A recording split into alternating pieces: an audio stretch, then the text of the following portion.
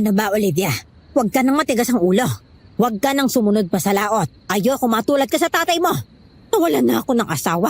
Ay, ayoko na mawalan pa ng anak. Nay, ano bang gusto nyo? Nasumuko na lang ako? Natanggapin kong patay na si tatay? Kahit wala naman tayong nakitang bangkay. Ni isa man lang sa mga kapwa niya mangingisda. Wala man lang nagpunta sa laot para hanapin siya. Yun ay dahil delikado na sa laot sa mga panahong ito. Nalalapit na ang Biyernes Santo, Olivia. Eh ano naman kung nalalapit na ang Biyernes Santo, Nay? Hindi mo na iintindihan, Olivia. Sa mga araw na ito, naglalabasan ng masasamang nilalang. Mga elementong gutom sa kaluluwa ng mga tao. Nilalang? Gutom sa kaluluwa?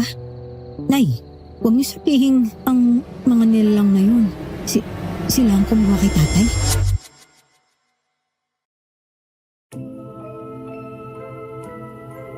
May mga narinig ka na bang weirdo o kakaibang pamahiin tungkol sa Semana Santa? Paano kung isang araw, isa sa pamilya mo ang nawala, pero malakas ang loob mong buhay pa siya? Gugustuhin mo pa ba siyang hanapin kahit na alam mong maaari kang mapahamak? Sige nga, i-comment nyo sa ibaba ang mga sagot ninyo. Excited kaming mabasa ang inyong saloobin. Isang mapagpalang araw sa lahat ng tagapakinig ng Kwentong Takipsiw. Lalo na po sa inyo, Miss Anne. Ako po si Olivia, 45 taong gulang at kasalukuyang nakatira sa Quezon City. Ang kwentong ito ay nangyari 2 dekada na ang nakalilipas.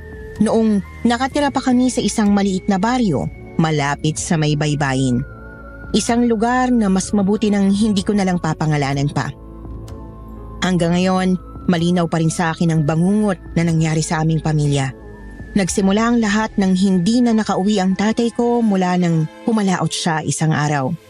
Marami ang nagsabing patay na siya, pero walang naglalakas loob na hanapin siya. Nangyari yon sa panahon ng Semana Santa. Pinigilan pa ako ng nanay ko noon dahil naniniwala siyang nagsisilabasan ang masasamang elemento lalo na't papalapit ang Biyernes Santo. Pero matigas ang ulo ko. Naniniwala kasi ako na buhay pa si tatay at kailangan niya ng tulong ko. Sinisi ko rin kasi ang sarili ko noon dahil nilagnat ako ng ilang araw kaya hindi ko nasamahan si tatay sa laot. Tama ang narinig nyo. Kahit pinipigilan ako ni tatay noon, sumasama pa rin ako sa kanya sa pangingisda. Sa murang edad ko kasi noon, pakiramdam ko ay may pusong lalaki ako. Dahil kami ay puro babae sa magkakapatid, tinuturing niya akong junior niya. At ako ang pinakamalapit sa kanya. Kaya hindi ninyo ako masisisi sa desperadong paghahanap ko sa kanya. Doon nga nagsimula ang lahat. Ang trahedyang sumubok sa aking katatagan at pananampalataya.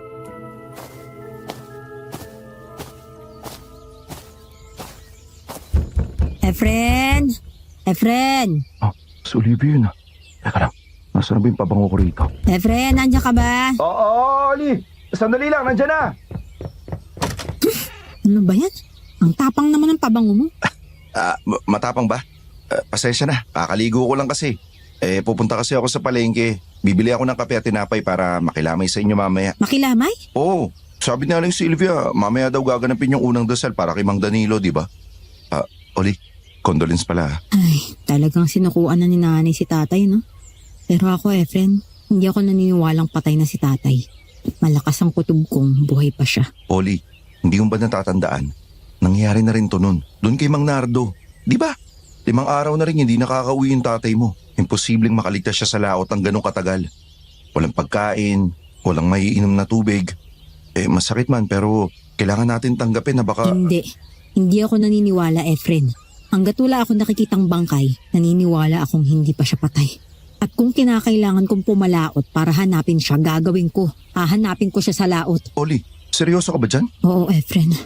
Kaya nga ako nandito para humingi ng tulong sa'yo eh. Tulong? Ano naman yung may tutulong ko? Pwede ko bang hiramin yung bangka mo? Kahit magbayad ako ng renta, basta pumayag ka lang. Nakikiusap ako sa'yo, Efren. Oli, Semana Santa na. Delikado sa laot pag ganitong panahon, di ba? Bakit? Naniniwala ka rin ba na naglalabasan ng mga masasamang elemento pag Semana Santa? Oo, dahil totoo yun. Kasi mismong si tatay, nakasagupa daw niya yung aswang nung nagbakasyon sila sa isang liblib na baryo na medyo malayo lang ng konti dito sa atin. Tsaka Semana Santa rin yun, Oli. Efren naman, nasa laot si tatay, hindi sa baryo. Anong klaseng aswang naman ang gagalaw sa kanya dun? Serena? Shokoy? Baka naman naumusan lang siya ng gasolina o nasiraan ng makina. Alam mo, sa tingin ko, naghihintay lang siya ng tulong ngayon eh. Pero walang naglakas loob na tumulong. Ni isa sa mga kaibigan niya, wala. Para bang okay lang sa kanila na wala na si tatay. Hindi naman sa ganun. Natatakot lang sila. May mga pamilya rin silang iniisip eh. Kaya nga ako dapat kumilos eh. Pamilya namin si tatay. Hindi ko siya kayang sukuan, Efren. Napakarami na niya sinakripisyo para sa amin, lalo na sa akin. Noong nagkasakit ako, ginawa niya lahat ng paraan para madugsungan yung buhay ko. Kaya hindi kaya na konsensya ko na talikuran na lang ng ganong kadali yung tatay ko. Naiintindihan kita pero sana maintindihan mo rin ako, Oli. Inaalala lang kita. Ayoko lang na may mangyaring masama sa'yo. Kung talagang nag-aalala ka sa akin, Efren, tutulungan mo ko. Hindi mo alam kung gaano kahirap para sa akin ang sitwasyon ko ngayon. Hindi ako makatulog o makakain sa kakaisip kay tatay eh. Gusto ko magkaroon ng kasagutan lahat ng tanong ko. Paano kung tama ako na buhay pa siya, di ba? Paano kung nagpalutang-lutang lang pala siya sa laot? Gutom na at nauuhaw pero wala akong ginawa para iligtas siya, di ba? Olivia. Sige na. Hihingi na lang ako ng tulong sa iba. Mukhang wala naman ako maaasahan sa'yo. Teka lang, Olivia. Sige na, papayag na ako. Pero sa isang kondisyon. Talaga? Anong kondisyon? Sasama ako. Sasamahan kita sa laot. Seryoso ka dyan, Efren? Sasama ka? Oo, hindi ko kayang may mangyaring masama sa'yo. Siyempre, hindi kakayanin ng konsensya ko na hayaan kang umalis mag-isa kahit delikado. Tapos, bangka ko pa yung gagamitin mo.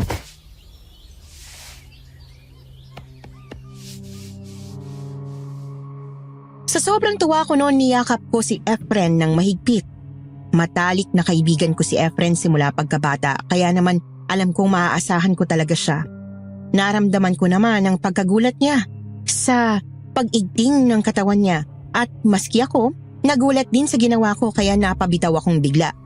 Nagkatinginan kami at nakita kong napakamot siya ng ulo at saka umiwas ng tingin na halatang nahihiya.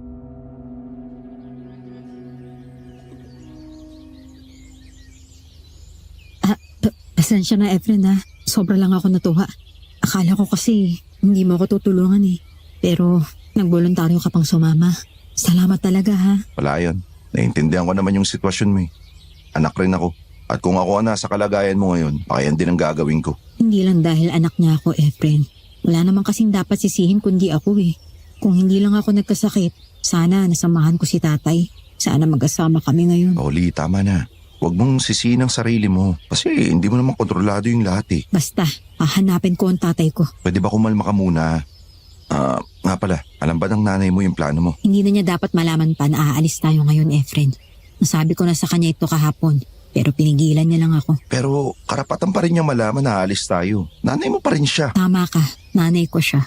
Pero pakiramdam ko hindi niya mahal si tatay.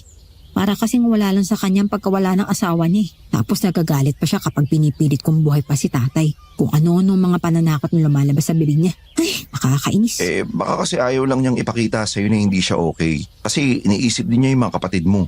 Isa pa, ayaw niyang mapahama ka. Kasi mahal ka niya. Ay nako, wag na nga natin siyang pag-usapan. Mas mabuti pang umalis na lang tayo. Sasabi lang naman ako eh. Kahit ano pang sabihin ninyo, hindi niyo ako mapipigilang hanapin ng tatay ko. Oo na, kumalma ka na. Mabuti pa, doon mo na lang ako hintay sa bangka ha. Kukunin ko lang yung susi. May dadalhin lang akong konting gamit. Sige, Efren. Sumunod ka doon ha. Bilisan mo.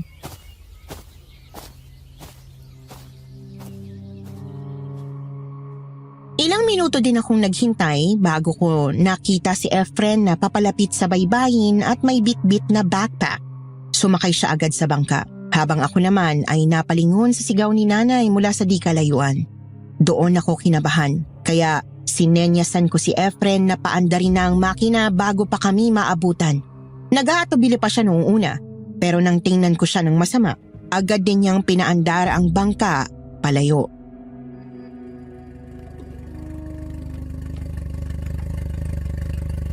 Nakokonsensya ako sa ginawa natin pagtakas sa nanay mo. Kung mga isipin yun, Efren.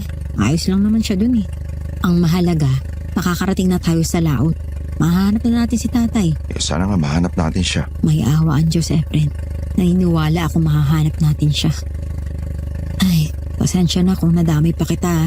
Alam kong iniisip mo matigas ang ulo ko. Pero sana naman maintindihan mo kung bakit ko to ginagawa. Sinabi ko naman sa'yo, di ba? Naiintindihan kita. Salamat talaga, Efren ha. Kahit pa paano gumaan yung loob ko dahil may isang taong nakakaintindi sa akin. The best ka talagang kaibigan.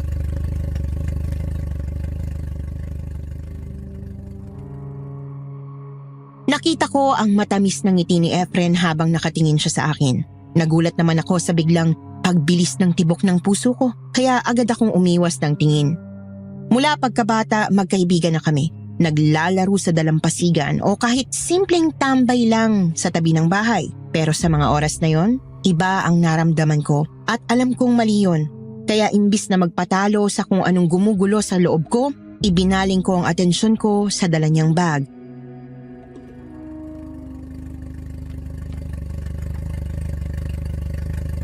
Siya nga pala, Efren. Bakit may dala kang bag? Ano bang laman yan? Hindi naman tayo magkakamping dito eh. Mas mabuti nang may proteksyon tayo, no? Nagdala ako ng 2 balisong at isang supot ng asin at bawang. Sabi kasi sa akin ni tatay noon, panlaban daw yung asin at bawang sa mga aswang. Sa tingin mo ba talagang may mga aswang sa gitna ng laot? Baka sure ko yung sirena siguro. Maniniwala pa ako. Saka nasa tubig alat tayo eh. Kung hindi sila takot dito, bakit sila matatakot sa asin? Ewan ko. Basta bahala na. Hindi man tayo sigurado dyan, kailangan pa rin nating maging handa at maingat sa paligid natin. Ba, ang overprotective pala ng kaibigan ko. Pero tama ka naman dyan ha. Siyempre, poprotektahan kita, no? Dapat lang na may uwi kita ng ligtas sa nanay mo.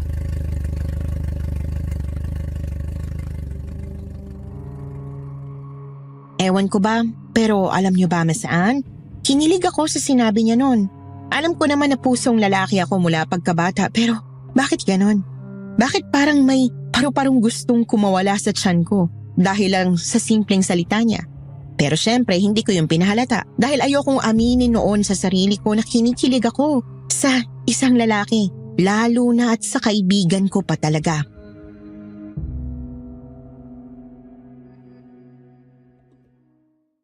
Bago po pala tayo magpatuloy, gusto ko lang linawin sa lahat ng ating mga taga-subaybay na tanging sa kwentong takipsilim ko lang ibinahagi ang kwentong ito. Wala akong ibang pinagdalhan o pinayagang mag-upload nito sa kahit na anong channel. Kaya kung sakaling marinig o makita po ninyo ito sa ibang platform, paki-report na lang po sa YouTube o ipaalam sa comment section para agad na ma-actionan ni Sir Jupiter at ng kwentong takipsilim team. Maraming salamat po sa inyong suporta, mga mahal naming tagapakinig.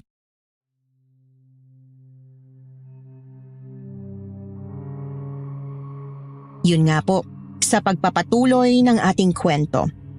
Nakarating na kami sa laot at abala ang mga mata ko noon sa paghahanap ng bangka ni tatay habang paulit-ulit ko siyang tinatawag.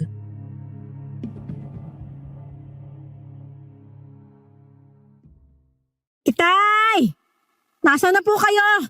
Tay! Itay! Nandito na po ako! Oli, hindi pa rin natin nakikita yung bangka niya. Subukan natin doon sa unahan, Efren. Baka makita natin siya doon. Sige. Tay! Si Olivia to! Itay! Nasaan ka na? Itay! Nasaan na kaya yung bangka ng tatay mo? Saan kaya siya inanod? Hindi tayo susuko, Efren. Subukan natin doon.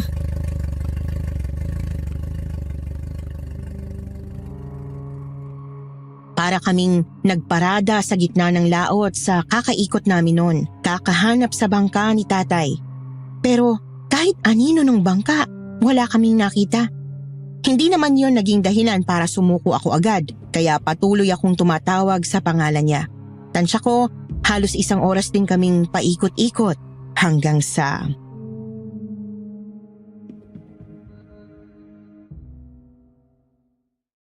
Lumalakas yung alon. May bago pang paparating, Efren. Hindi ko alam.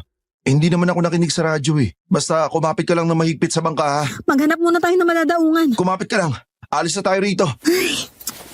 Ano ba naman tong kamalasan na to? Pucha, ayaw umandar ng makina. Ano? Anong ayaw umandar? Ulitin mo, baka naman nalamigan lang. Wala na pala tayong gasolina. Patay tayo dyan. Bakit hindi mo naman tinignan bago tayo umalis? Marami pa naman to kanini. Pero may 1 oras na rin kasi tayong paikot-ikot kaya naubos. Tsaka, di ba nagmamadali tayong umalis? Nakalimutan ko magdala ng extra. Ano nang gagawin natin ngayon? Lalo pang lumalakas yung alon, no? Kumalma ka lang. Ako nang bahala. Magsasagwan ako. Hahanap tayo ng malapit na baybayin. Maghahanap tayo ng mapagbibili ng gas. May konting pera pa naman akong dala rito eh. Hindi yata kakayanin ng sagwan mo tong lakas ng alon, Efren. Susubukan ko pa rin. Basta kumapit ka lang dyan ha. Hindi kita pababayaan.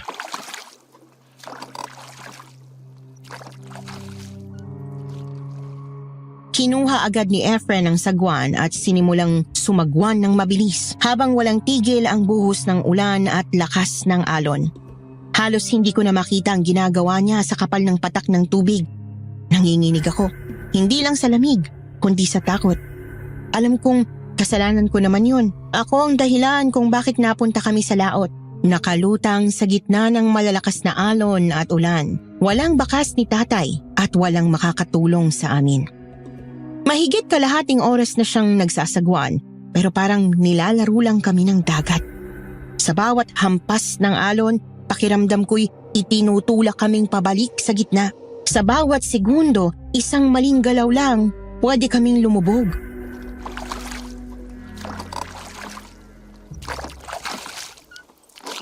Efren, tigilan mo muna yan. Sobrang lakas na ng alon. Hindi rin tayo uusad dito. Dinadala tayo ng alon sa ibang direksyon eh. Baka mawalan pa tayo ng balanse. Sige, hindi ko na rin alam ang gagawin. Hindi tayo pwedeng abutan ng dilim dito. Wala tayong magagawa ngayon kundi magpaanod muna. Kasi naman mawala tayo ng balanse at lumubog yung bangka. Sinasabi ko na nga ba, mapapahamak lang tayo rito eh. Pasensya na, Efren, ha. Nadamay ka pa sa kagustuhan kong pumunta rito. Di ko naman nakalain na biglang sasama yung panahon eh. Wala man lang nag-abiso na may bagyo. Hindi ko pa nga nakikita si tatay. Ay, wala man lang akong napala. Ano ka ba, huwag mo sisihin ang sarili mo. Ginusto kong sumama sa'yo, kaya wala kang dapat ihingi ng pasensya. Inaalala ko lang yung pwedeng mangyari sa atin dito. Diyos ko. Alam kong sinaway ko si nanay. Alam ko malaki yung kasalanan ko. Pero ginagawa ko lang naman to kasi desperado na ako mahanap yung tatay ko eh. Nakikiusap po ako. Huwag niyo po kami pababayaan. Huwag kang bibitaw. Hindi tayo susuko. Kapag humina yung alon, susubukan ko magsagwan ulit. Makakahanap din tayo ng madadaungan. Pangako yun. Salamat, Efren. Hindi ko alam kung bakit ganyan kakabait sa akin eh. Pero sa pagkakataong to, ramdam kong hindi ako nag-iisa. Wala yun. Ikaw pa.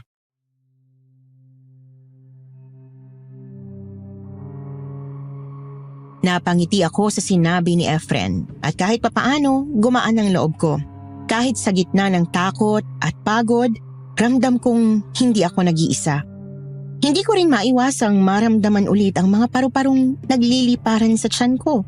Bago pa ako tuluyang mapaisip kung ano ba talaga itong nararamdaman ko, napahinto ako nang biglang sumigaw si Efren.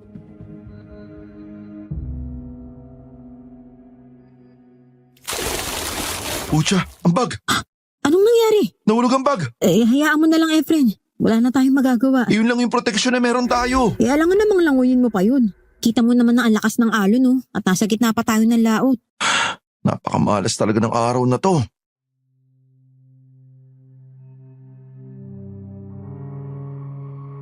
Kita ko ang inis sa mukha ni Efren sa mga oras na yon at napabuntong hininga na lang ako. Napapaisip tuloy ako kung karma ko ba ang nangyayari sa amin dahil sa pagsuway ko sa nanay ko o talagang nagkataon lang. Ilang oras din kaming nagpaanod sa laot noon. Buti na nga lang at huminto ang ulan. Wala kaming narinig kundi ang hangin at lakas ng alon. Akala ko doon na matatapos ang lahat. Pero siguro nga may awa pa rin ng Diyos sa amin dahil sa di kalayuan may nakita kaming maliit na isla.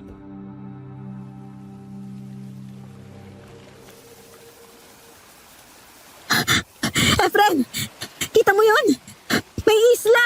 Oo nga, nakikita ko. Sobrang lapit na natin. Salamat sa Diyos. Humihina na rin yung alon. Pwede na tayong magsagwan. Sige, sige. Sana nga may makatulong sa atin sa islang yan. Kailangan natin makahanap ng mapagbibilan ng gasolina. Ang tahimik at walang katao-tao, Efren. Pero sigurado naman ako may naninirahan dyan. Ang importante ngayon, minahanap na tayong madadaungan kaysa magpalutang-lutang tayo sa dagat. Tama ka. Malapit na lumubog ang araw kaya bilisan na natin.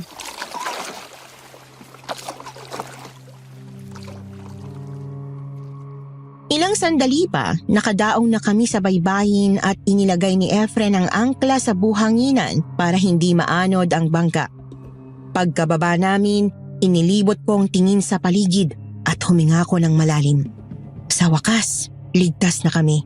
Kahit hindi pa namin alam kung saang isla kami napadpad. Tahimik ang paligid. Bahagyang gumagalaw ang mga dahon ng niyog sa kanan dahil sa banayad na hampas ng hangin. At sa di kalayuan ay natanaw kong makakapal ang mga puno. Lumakad kami ni Efren ng dahan-dahan. Wala kaming nakikitang bagay o bakas ng tao. Para kaming napunta sa isang lugar na hindi pa naaapakan ng kahit na sino.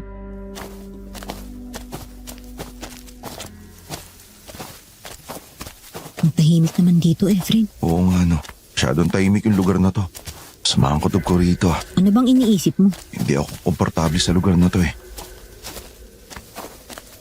Teka, bangka yun ni tatay ah. Oo nga no. Tara, lapitan natin.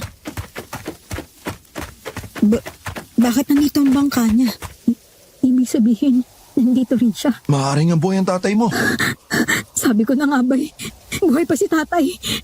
Mukhang dito siya sa islang to napadpad. Maayos naman yung bangka eh. Walang kahit anong sira. Kaya posibleng inadod lang talaga siya rito. Kagaya natin. Teka, titignan ko yung makina. Sige, Efren. Walang gasolina. Tama ka. Dito rin siya inanod katulad natin.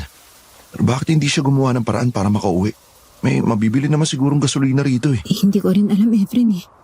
Pero sa ngayon, kailangan nating hanapin si tatay. Pero Oli, magagabi na. Mabuti pa siguro, maghanap muna tayo ng matutuluyan. Sige, pero sa tingin mo ba may mga kabahayan sa unahan? May magpapatuloy kaya sa mga dayong tulad natin? Oo naman, imposibleng wala. Siguro naman may mga mabubuting loob na pwede nating hinga ng tulong dito. Sige, tara.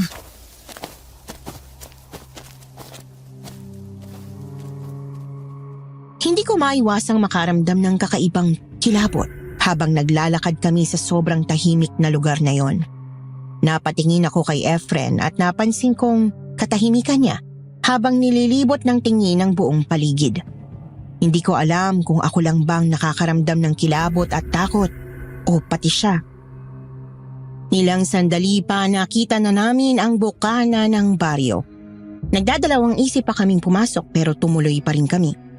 Pagpasok namin, agad kong napansin na katahimikan pa rin ang namamayani sa paligid.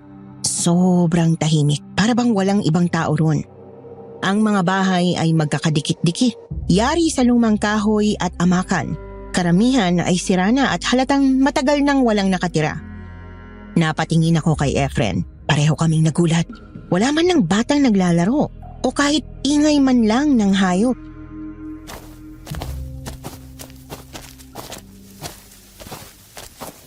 Teka, bakit wala man ng katao-tao? Tahimik masyado yung baryong to. Oo nga, parang wala nga nakatira rito. Masama talaga kutob ko sa lugar na to eh. Pero nandito na tayo eh. Nagdidilim na. Baka naman, maaga lang silang nagsasara ng bahay o natutulog na. Kailangan natin magpakasakali, Efren. Sige, pero kailangan natin maging alerto sa paligid. Tignan mo yung mga bahay. Daming sira oh. Yung iba, bukas pa yung mga pinto na akala mo, pinasok ng mga magnanakaw. Oo nga, halatang abandonado na ang mga bahay na yan.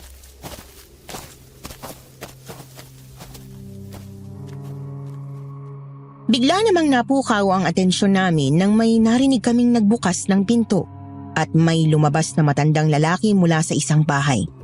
Nakabaston siya at bahagyang nakayuko habang naglalakad. Ang bawat hakbang niya ay mabigat at maingat na parabang sinusukat ang bawat yapak niya sa lupa.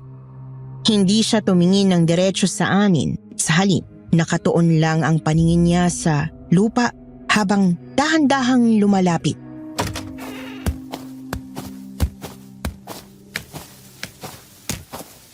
Sino kayo? Ano ginagawa niyo rito? Magandang gabi po sa inyo, Lolo. Ako po si Olivia at ito naman po ang kaibigan kong si Efren. Magandang gabi po, Lolo. Mangingisda po kami ng kaibigan ko. Napadpad lang po kami rito. Naubusan po kasi ng gasolina yung bangkang sinasakyan namin. Baka po pwedeng makituloy. Kahit ngayong gabi lang po. Ganun ba? Oo naman mga anak, halika kayo, pumasok kayo sa loob. Talaga po? Oo naman, sumunod kayo sa akin. Teka lang, Oli. Sigurado ka ba dito tayo tutuloy? Kung tatanggihan ba natin si Lolo, may mapupuntahan pa ba tayong iba? Friend, madilim na. At kita mo namang wala nang ibang nakatira rito. Oh. Wala tayong pagpipilian kundi tumuloy muna sa bahay niya. Saka mukha naman siyang pait eh. Halika na. Sige.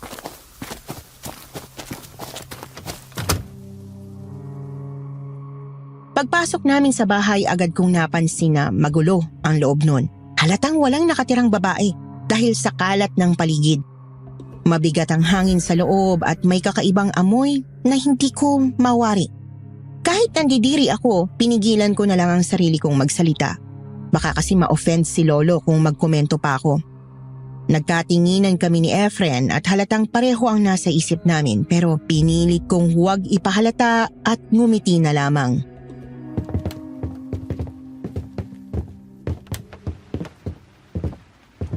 Mapo muna kayo rito. Kukuha lang ako ng tubig na maiinom ninyo. Sige po. Salamat po. Oli, naamoy mo ba yung naamoy ko? Oo, friend. Naamoy mo rin pala. Saka, ang kalat ng bahay. Halatang walang babaeng nakatira. Siya lang ba yung mag-isa rito? Di ko rin alam eh. Siguro. Ito na ang tubig. Uminom muna kayo. Salamat po dito, Lolo. Walang ano man yan. Ano ka ba? Tubig lang naman yan. Ako nga pala si Magnus. Tawagin niyo na lang akong Lolo. Saan baryo ba kayo nanggaling iyo at iya? Taga-baryo Hunasan po kami, Lolo.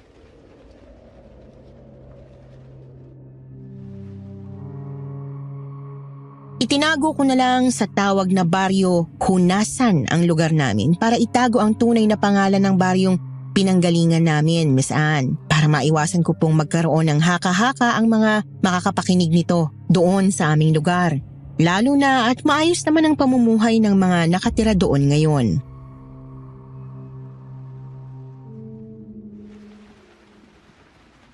Baryo Hunasan.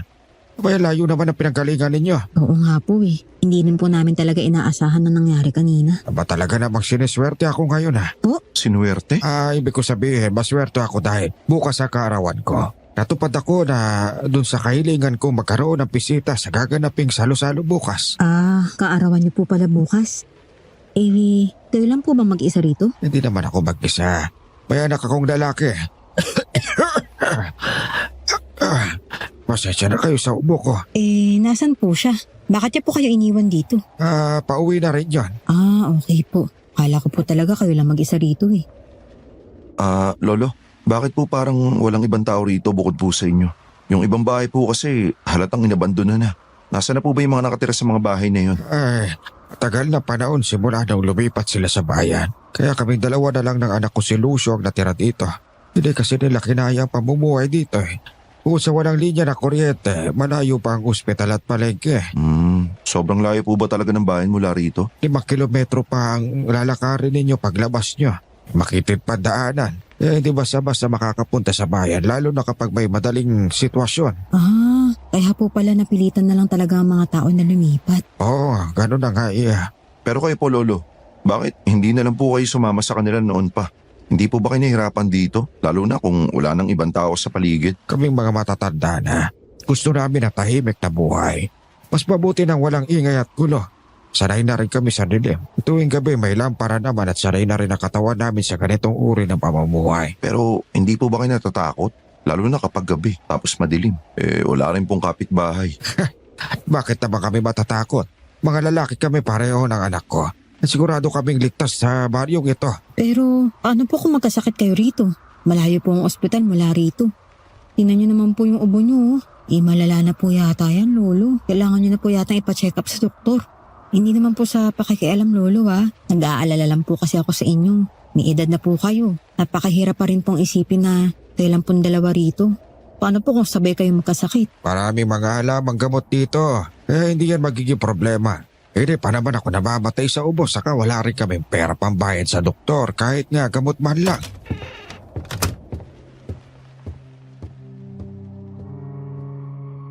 Napatigil kami sa pag-uusap nang biglang bumukas ang pintuan at bumungad sa amin ang isang lalaki. Tansya ko siguro mga nasa 40 anyos pataas siya. Medyo matulis ang panga niya, makapal ang kilay at matalim ang tingin ng mga mata. Matangkad siya at matikas ang katawan.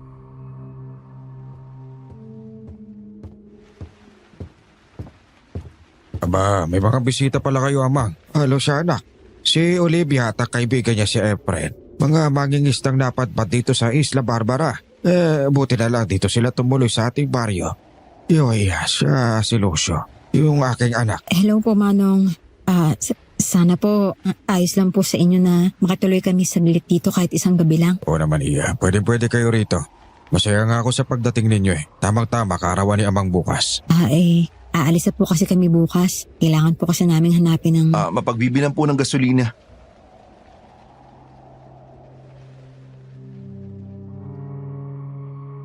Napatingin ako ng mariin kay Efren nang bigla siyang sumapat. Nahalata kong ayaw niyang sabihin ko ang tungkol sa paghahanap ko sa tatay ko. Doon ko naisip na halatang wala siyang tiwala sa mag-ama. Ang akin lang naman sana ay baka may alam sila.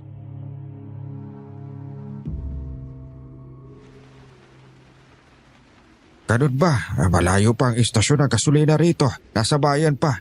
Maglalakad pa kayo ng higit kumulang 5 kilometro. Okay lang po yun, Lolo. Mahalaga po makabili kami ng gasolina para makaalis na po kami rito. O sige, pero hindi na ba kayo babalik pa rito? Pagbigyan nyo na muna ako. Umalik kayo rito nang makapagsalo-salo tayo sa karawan ko bukas. Minsan lang kasi kami magkaroon ng ganitong mga bisita. Oo naman po. Bilang pasasalamat po namin sa inyo. Naku, maraming salamat, Iya. Ama, mabuti pa pakainin na natin ang mga bisita natin. Oo nga pala, halika kayo, Iya. Maghapunan na muna tayo bago kayo magpahinga. Sige po, Lolo. Salamat po talaga.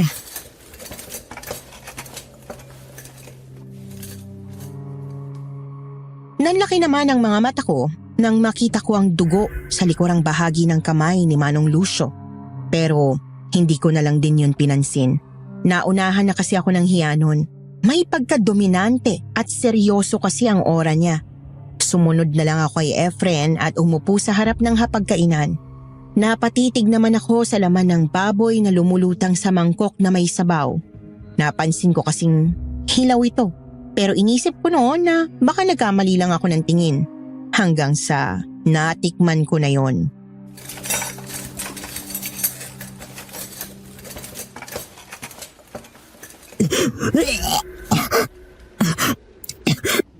Oli, okay ka lang? Pasensya na. Ilaw pa kasi yung baboy. Nalasahan ko yung dugo. Sigurado ka ba dyan, Iya? Ay, oo nga po. Ilaw pa nga po ito. Tingnan niyo po, dumudugo pa.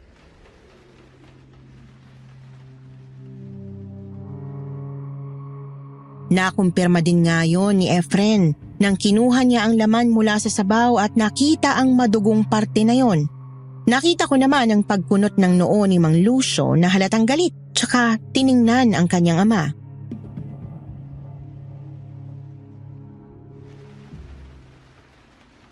Mga ano to? Bakit ilaw pa ang mga laman ng baboy? Di ba sinabi ko naman sa iyo, pakuluan mo ng mabuti itong laman? Pasensya na kayo mga anak. Pinakuluan ko naman yan kaso hindi gaanong matagal. Sinamatay na ang apoy. Hindi ko na di kasi kayang hipan dahil nahirapan akong huminga. Nakakaya naman sa mga bisita natin. Pasensya na kayo, Iya. Si Amang kasi ang nagluto niyan. Hindi ko rin napansin na hilaw pala. Lulutuin ko na lang ulit. Sasalang ko na. Pasensya na talaga kayo ha. Naku, wag na po, Lolo. Okay lang po yan. Nabigla lang po siguro ako. Pero kung hindi nyo po na itatanong sanay po kami kumain ng hilaw na isda sa dagat. Basta may suka at asin lang. Ginagawa po namin kinilaw. Wala kaming asin dito eh. Suka lang meron kami. Wala pong problema, Lolo. Baka pwede makahingi na lang po ng suka. Ang alam ko pwede na rin namang gawing kinilaw ng baboy. Sigurado ba kayo, Iya? Oo nga, Iya. Isasalang na lang ulit niya ang nilagang baboy. Opo, sigurado po ako. Siguro nga nabiglahat na nibago lang po ako sa hilaw na karne ng baboy. Di ba, Efren? Oo. Tama po si Olivia.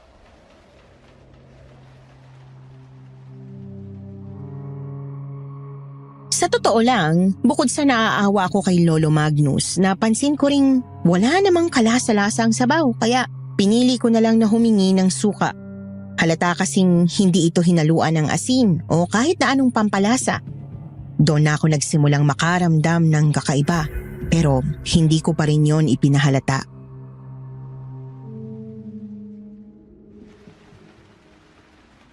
Mabuti naman kung gano'n. Sige, kukuha ako ng suka. Baka po may asin pa po kayo kahit konti lang po. Wala nga kaming asin dito, iyo. Hindi ka yata nakakaintindi. Sige po, pasensya na po kayo. Pasensya na. Hindi ko sinasadyang pagtaasan kayo ng boses. Okay lang po, Manong.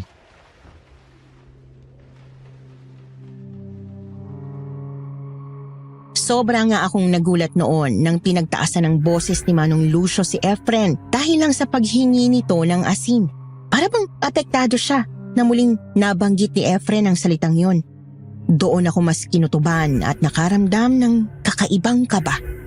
Pagbalik ni Manong Lucio dala ang suka, agad kong kinuha ang isang piraso ng baboy, sinawsaw at kinain na. Hindi ko man masyadong nagustuhan ang lasa, tuloy-tuloy pa rin ako sa pagkain dahil ayokong mas ma-offend sila. Maya-maya pa natapos din kaming kumain at hinatid na kami ni Manong Lucio sa aming matutuluyang kwarto.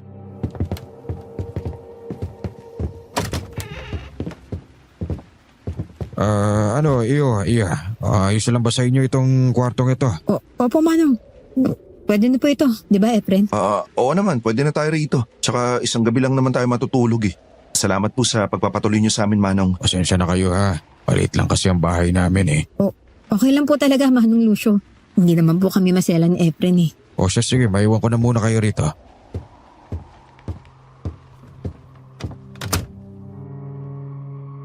Pagkaalis ni Manong Lucio, napatingin ako sa buong kwartong tinutuluyan namin. Maliit lang ito. May isang lumang kama na may manipis na kutsyon, isang lampara na halos mamamatay na sa hina ng sindi, at kurtinang parang hindi pa nalabhan sa loob ng maraming taon. Pilit kong inalis sa isip ko ang mga napapansin ko, pero kahit na anong gawin ko, hindi ko maiwasang maalala ang dugo sa kamay ni Manong Lucio kanina, ang hilaw na karne ng baboy, at ang galit na nakita ko sa kanya nang manghingi si Efren ng asin. Napaka-weirdong isipin at nakakapagtaka na para bang may kakaiba talaga sa kanila.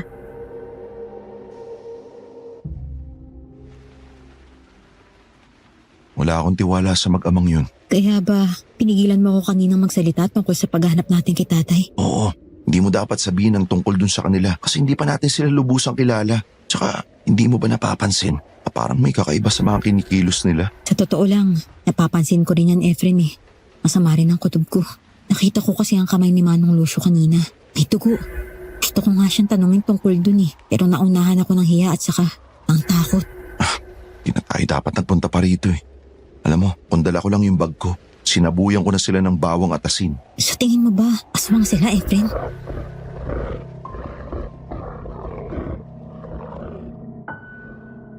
Napatigil naman kami pareho nang marinig ang pag-angil sa labas. Kahit mahina ito, rinig na rinig namin pareho dahil sa katahimikan at lalim ng gabi.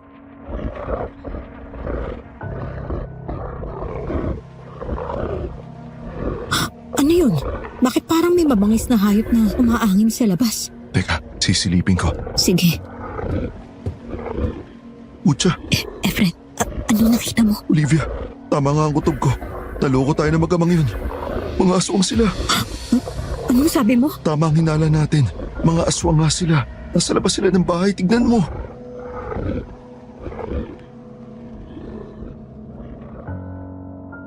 Hindi ako makapaniwala sa sinabi ni Efren kaya agad akong lumapit sa bintana at sumilip sa maliit na siwang doon. Doon ko nakita si Manong Lucio at Lolo Magnus. Walang saplot sa itaas, maitim ang balat at may matutulis na kuko. Pati mahahabang tenga. Tumakbo sila papalayo, papasok sa kakahuyan. Napaurong ako sa sobrang takot dahil noon lang ako nakakita ng nilalang na ganoon ang anyo.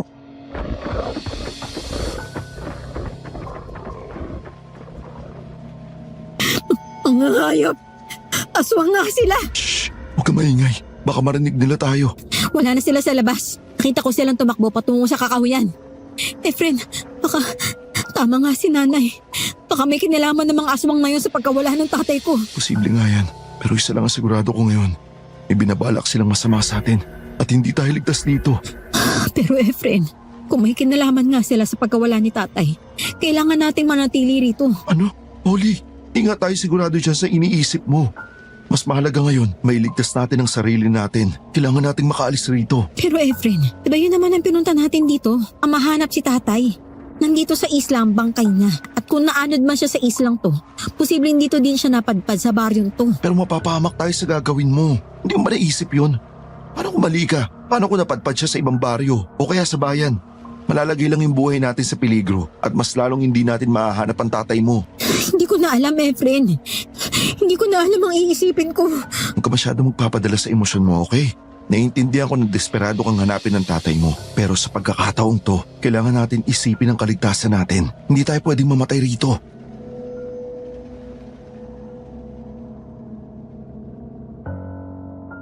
Napapikit ako sandali habang pilit kong pinakakalma ang sarili ko, pero lalo lang lumalakas ang kaba sa dibdib ko.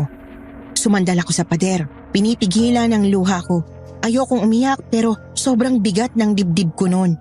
Ang daming tanong na hindi ko masagot, ang daming posibilidad na ayokong isipin pero pilit na pumapasok sa utak ko. Paano kung tama si Efren? Paano kung mapahamak lang kami nang wala sa oras? Pero paano naman kung sila talaga ang kumuha sa tatay ko?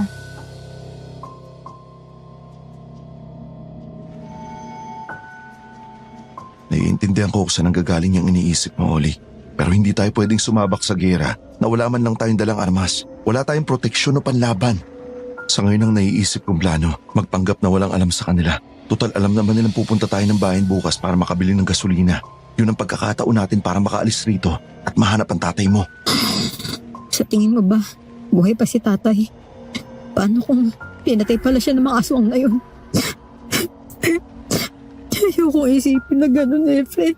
Pero Oli, ikaw na mismong nagsabi na malakas ang kutubong buhay siya, di ba? Kaya huwag ka mawalan ng pag-asa. Hindi tayo susuko hanggat hindi natin nahahanap ang tatay mo. Malakas naman si Mang Efren eh. Sigurado akong hindi siya papahuli sa kanila nang hindi lumalaban. salamat, Efren, ha. Salamat sa pagpapalakas ng loob ko. Kaya huwag ka nang umiyak dyan. Nandito lang ako at hindi kita pababayaan. Magtiwala ka lang sa akin. Hindi ko hahayaang masaktan ka ng mga aswang na yun. Mga hayop sila. Siguro, tayo ang pagsasaluhan nila sa kaarawan na matanda bukas. Posible nga yung iniisip mo. At gagawin talaga nila tayong kinilaw, ganun. Kung gusto nilang ng lokohan, pagbibigyan natin sila. Pero mas mabuti siguro na matulog muna tayo dito. Kailangan natin ng lakas para bukas. Makalata rin sila na hindi tayo natulog at nalaman natin ang sekreto nila. Maging alerto na lang tayo. Sige, siguro naman ligtas pa tayo sa ngayon. Hiramin ko lang muna tong isang kumot ha. Ilalatag ko lang sa sahig. Ano ka ba, Efren? Dito ka na matulog sa tabi ko. Ang dumi ng sahig ko. Okay lang naman sa akin na magkatabi tayo eh. Talaga? Okay lang sa'yo? Oo naman. Ano ka ba? Wala namang mali siya eh. Magkaibigan naman tayo, no? Sige. Salamat ah.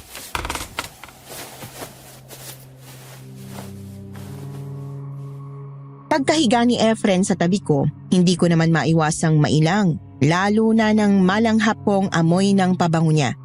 Kanina pa yon pero kumakapit pa rin sa damit na suot niya at aaminin kong may kung ano kong naramdaman na sensasyon na hindi ko maipaliwanag, na para bang nagbibigay init sa loob ko at nagpapabilis ng tibok ng puso ko. Kahit malamig ang hangin ay pinagpapawisan ako sa kaba at pagkailang. Pero syempre, hindi ko yun pinahalata at pilit na lang na ipinikit ang mga mata ko hanggang sa bumigat na ang mga talukap ko noon. Maya-maya hindi ko na malayang nakatulog na pala ako.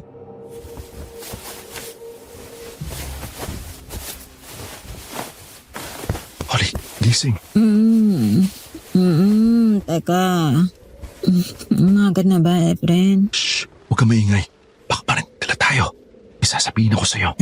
Ano yun, Efren? Narinig ko silang nag-uusap kanina lang. Napalabas sana ako ng kwarto. Tapos, anong narinig mo? Anong pinag-uusapan nila? Sabihin mo ng diretso, Efren. Huwag kang pabitin dyan. Gagawin nila tayong alay sa kanilang Diyos. Magsasagawa sila ng ritual bukas para maibalik ni Lolo Magnus ang lakas niya at maging isang immortal. Yun ang plano nila. Bukas ng Biyernes Santo, doon nila tayo kakainin. Napakawalang hiya talaga nila. Mga hayop, mga halimaw. Hindi lang yun. May dapat ka pang malaman. Huwag ka sanang mabibigla ha. Ano yun, Efren? Ang tatay mo, Oli. Anong tukol kay Tatay Efren? Sabihin mo na. Narinig kong binanggit nila ang pangalan ng tatay mo. Sa tingin ko, nandito si Mang Danilo. Biyag nila siya at siya ang pangatlong alay nila. Ano? Saan nila tinago si Tatay?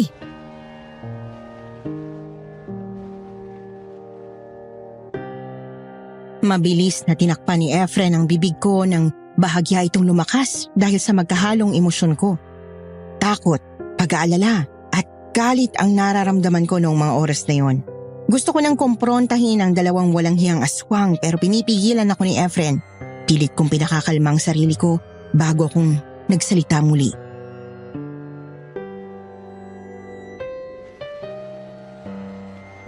Hanapin natin si Tatay Efren. Pakiusap naman oh.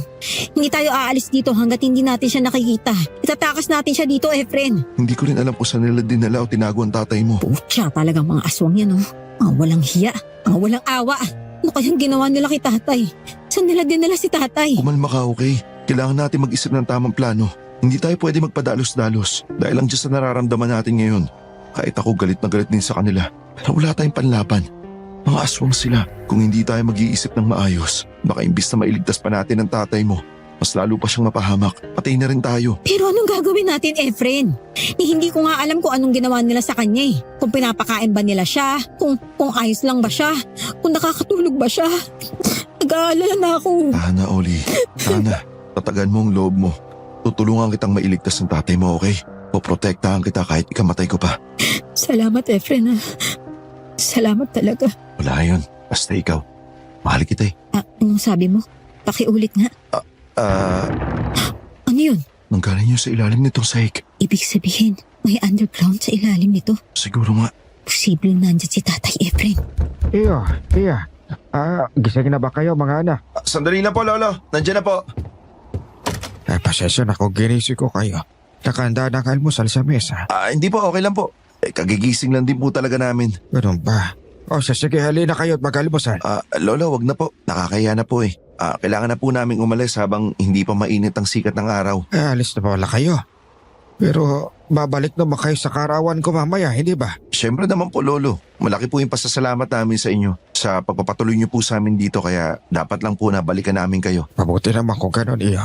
O sumabay na kayo sa akin at ako'y pupunta rin sa bukid. Ano pong gagawin niyo sa bukid? Sasagawa akong paunang ritual. Po? Ibig ko sabihin, pag ninilay, umakit talaga ako sa bukid tuwing kaarawan ko bilang pasasalamat. Lalo na sa edad ko. At kasabay na rin ang Biyernes Santo na bukas. Ganun po pala yun. Maligayang kaarawan po pala sa inyo, Lolo, ha? Maraming salamat, iyo. Maligayang kaarawan, Polo. Salamat sa inyo, iya. Siya nga pala, na kayo, kumain na muna kayo, ha? Lolo, wala po akong ganang kumain eh. Masakit pa rin po kasi yung ulo ko. Kagabi ko pa po iniinat tong sakit na to eh. Masakit ang ulo mo? Oo, Efren. Nahihiya lang ako magsabi sa'yo kagabi. Nako, ganun pa. Magpahinga ka na muna, iya. Mabuti pa dito na muna kayo. Bukas na lang kayo umalis. Oo nga, Lo. Parang hindi ko yata kaya maglakad ng malayo. Nahihilo po ako eh. Oli, okay ka lang ba? Ano ba nararamdaman mo? Itutulog ko na lang muna siguro to, Efren.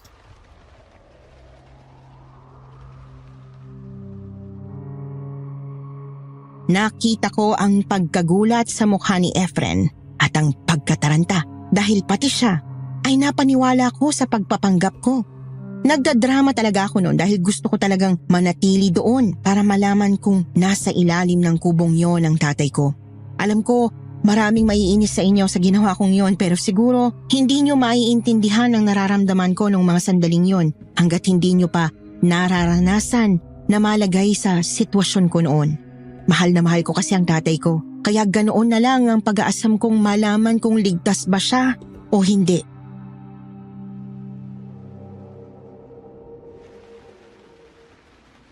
Lolo, mamaya na lang po kami kakain. Hindi ko rin po kasi pwedeng iwanan si Olivia na mag-isa rito eh. Tsaka hindi naman po ako nagugutom. O siya, iyo, iya.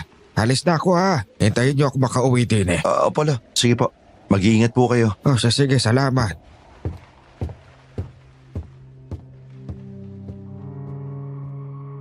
Pagkaalis ni Lolo Magnus, nagkatinginan kami ni Efren at kitang-kita ko ang pag-aalala sa mukha niya. Pero bago pa siya maniwalang may sakit ako, inamin ko na sa kanya ang totoo. Ang tungkol sa plano kong manatili muna rito para matingnan namin ang ilalim ng kubong yon. Dahil kung nandun man talaga si tatay, iniisip ko nang iligtas siya at isama sa pagbalik namin sa bayan para hindi na namin kailangan pang bumalik.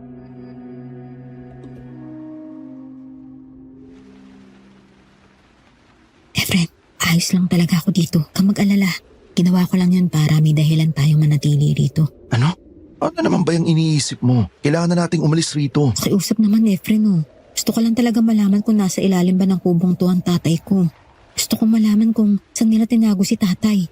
Ito na yung pagkakataon natin habang wala pa mga aswang na yun eh. Tatakas natin si tatay. Oo na, sige na. Bilisan na natin bago pa tayo maabutan ng mga aswang na yun.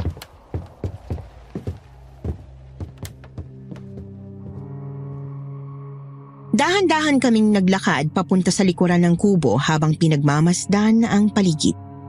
Bawat tunog ay nagbibigay ng mas matinding kaba sa bawat hakbang namin. Huminto kami sa tabi ng isang siwang sa gilid ng kubo at maingat kong sinilip ang madilim na puwang sa bahaging yun.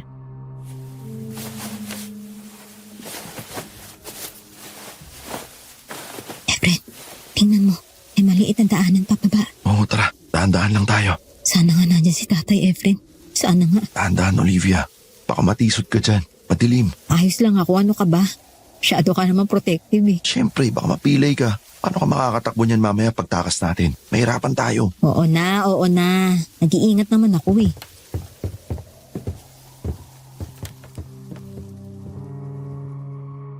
Huminga kami ng malalim bago pumasok sa madilim na siwang.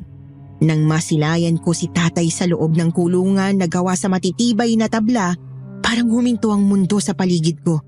Nang hina ang tuhod ko at nadurog ang puso ko sa tanawing yon, pero pilit kong nilakad ang bawat hakbang palapit sa kanya.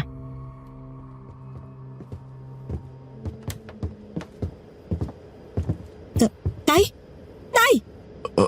Anak, Olivia, Efren, bakit kayo nandito? Ano pong nangyari sa inyo, Tay? Anong ginawa nila sa inyo? Bakit sobrang pahit nyo? Anak, umalis na kayo rito. Bakit pa kayo nagpunta rito? Mapapahamak kayo. Mga aswang ang nakatira rito. Alam ko po, Tay. Kaya nga po nandun kami para iligtas po kayo eh. Ilalabas ko po kayo.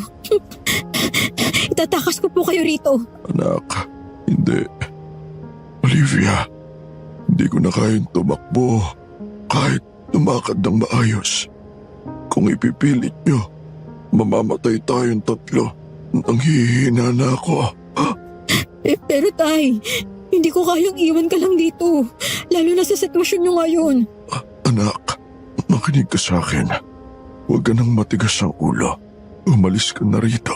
Nakikiusap ako sa iyo. Olivia, tama si Mang Danilo. Baka tayong tatlo pa yung mamatay kapag pinilit pa natin na itakas siya. Sigurado ako pauwi na yung mag-amang aswang na yun. Mabuti pa, umalis na tayo rito at balikan na lang si Mang Danilo kapag may nabili tayong gasolina sa bayan para makakuha rin tayo ng proteksyon para labanan yung mga aswang na yun. Pero paano kung may gawin sila kay Tatay dito? Wala silang gagawin sa tatay mo. Tayong tatlo ang gagawin nilang alay bukas. Kaya may oras pa tayo para mailigtas si Mang Danilo. Sige, basta pangako mo sa akin, Efren ah. Babalikan natin si Tatay dito. Pangako, Olivia. Tara na, baka mahuli pa nila tayo rito. Sige. Tay, pangako, babalikan ko po kayo. Babalik po ako. Ha? Mahal na mahal ko po kayo, Tay. Huwag na kayong bumalik pa rito, anak. Hayaan niyo na ako. Pero Tay, Halika na, Olivia. Lumabas na tayo.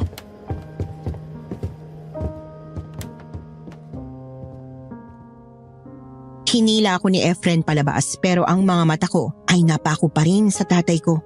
Sobrang bigat ng loob ko nang lumabas ako mula sa ilalim ng kubo. Pero alam kong yon ang dapat. Tama si Efren. Kung ipipilit ko pa ang gusto kong itakas si tatay, mapapahamak lang kaming tatlo. Sa mga oras na yon, nilabanan ko ang emosyon ko dahil alam kong yon ang magiging kahinaan ko.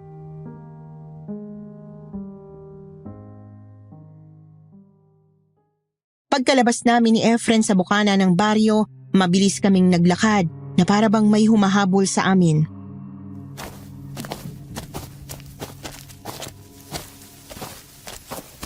Nasaan kaya ang mag-amang aswang na yun? Sinabi niya sa atin na isasagawa niya ang paunang ritual sa kaarawan niya. Kala siguro niya, wala tayong alam sa plano nila. Pagkarating natin sa bayan, kukuha tayo ng panlaban sa mga aswang na yun. Salamat Efren ha. Kasi tuwing natatalo ko ng emosyon ko, nandyan ka para ipaalala sa akin na hindi ako palaging pwedeng magpadala sa nararamdaman ko. Nandyan ka para palakasin ang loob ko at higit sa lahat, sinamahan mo ako rito. Wala yun. Siyempre, magkaibigan tayo, di ba?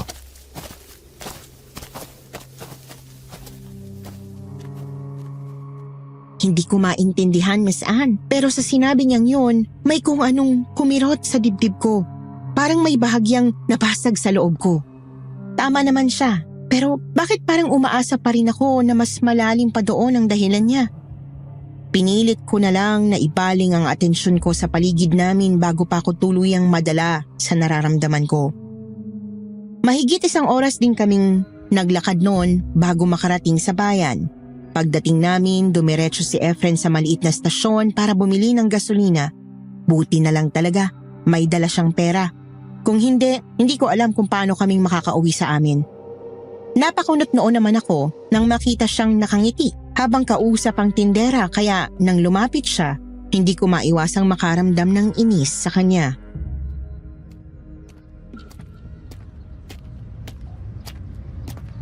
Buti na lang mababait ang mga tindera dito. Binigyan pa nila ako ng discount kaya nagkasya ang pera ko. Sipin mo, tumbawang nakuha ko lang 20 pesos isang bungkos at itong asin, 10 lang ang kilo. Halata naman kasing may gusto yung tindera na yun sa'yo, no? May gusto. Hindi ka naman siguro bulag, Efren, di ba? Panay nga pakit sa'yo kanina, oh. Sus, hindi naman siguro. Ewan ko sa'yo. Hindi ka na nga. Kailangan na natin bumalik doon bago pa lumubog yung araw.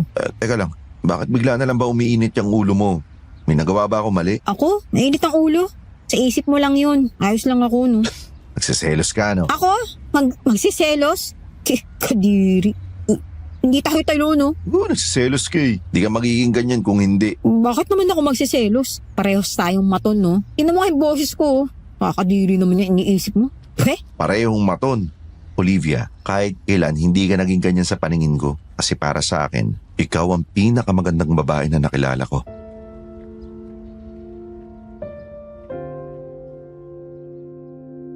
Natigilan ako sa sinabi niya at ramdam ko ang pagbilis ng tibok ng puso ko.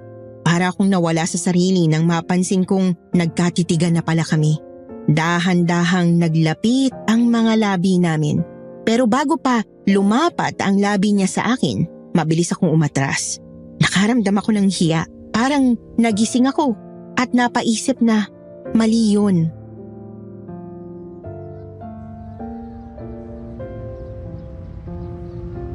Hindi. Mali to, Efren. Pasensya na talaga. Hindi ko lang napigilan yung nararamdaman ko para sa'yo. Nararamdaman? Siguro ito na yung tamang oras para malaman mo ang totoo. Mahal kita, Olivia. Noon pa, alam ko na mahal kita. Pero wala akong lakas ng loob na sabihin sa'yo kasi alam ko malabo na mahalin mo rin ako. Bakit sinasabi mo sa akin yan ngayon? Alam mo naman palang malabong mangyari yun. Kasi hindi ko alam kung ano mangyayari sa akin mamaya eh. Olivia, ayoko mamatay. Ayoko mamatay na hindi ko man lang nasabi sa'yo yung nararamdaman ko. Efren.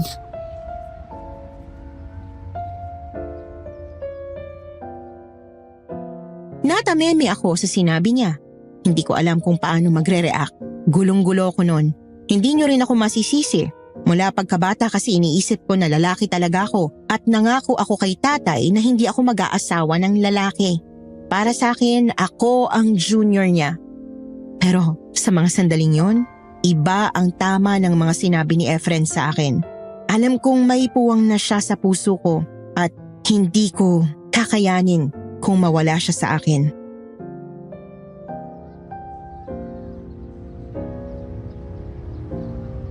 Ikaw ba? May nararamdaman ka rin ba sa akin kahit konting-konti lang? Mahal mo ba ako kahit katiting man lang? Hindi ko alam. At ayoko magsabi ng oo kung hindi ako sigurado. Ayoko rin masaktan ka. Pero sabihin na lang natin na mahalaga ka sa akin, Efren. Okay lang yun. At least alam ko mahalaga ako sa'yo. Sapat na yun para maging lakas ko. Para mabuhay ako. Ano ka ba, Efren?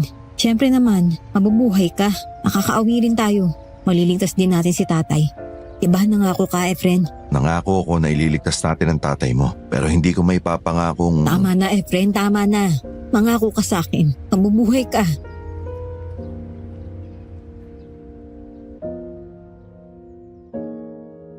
Ayokong isipin na mawawala si Efren. Kaya sobra akong naiinis sa mga sinasabi niya noon. Gusto kong umiyak. Pero pinipigilan ko dahil ayokong makita niyang nadadala na naman ako sa emosyon ko.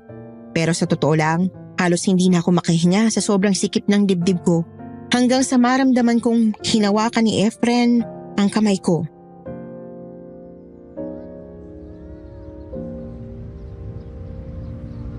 Oo na, pangako mabubuhay ako para sa'yo. Huwag ka lang maging ganyan sa akin. Di ako sanay dyan eh. Pangako yan, ha? Susuntukin talaga kita sa mukha kapag namatay ka. Grabe ka naman.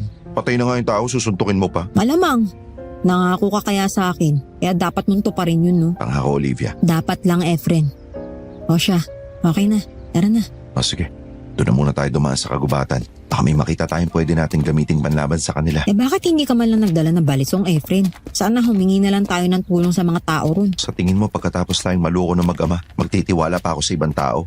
Mas mabuti pang tayo na lang maghanap ng paraan kaysa magtiwala ulit. Sila na rin yung nagsabi, di ba? May mga kalugar silang naninirahan dito sa bayan. Mahirap na. Baka makainkwentro pa tayo ng kakampi nila. Lalo tayong malintikan. Sa bagay, tama ka dyan. Ay, hirap na magtiwala ngayon.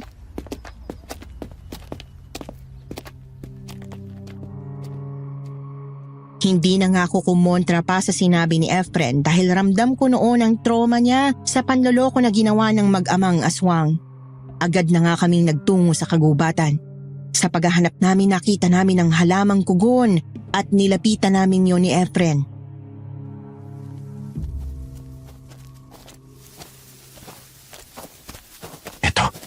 Itong sinasabi ni tatay na nakakabulag sa aswang.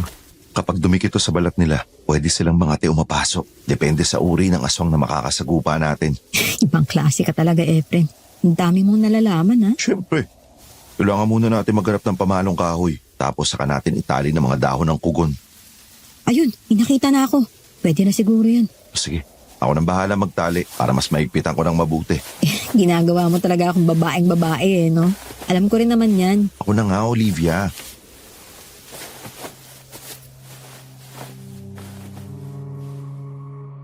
Napangiti na lang ako sa sinabi ni Efren at pinagmasdan ko kung paano niya itinali ng mahigpit ang dahon ng kugon sa pamalong kahoy. Una ang isa, kasunod ang isa pa. Tig-isa kami ng pamalo. Mga kalahating minuto rin kaming naglakad sa kagubatang yun hanggang sa makalabas kami sa matarik na daan.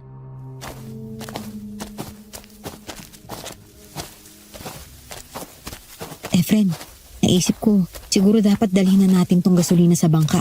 Para safe lang. Di kasi natin alam kung ano pang pwedeng gawin ng mag-amang aswang na yun, eh. Magandang ideya yan, Pero baka kasi makita nila tayo. Di ba nagpanggap tayong babalik?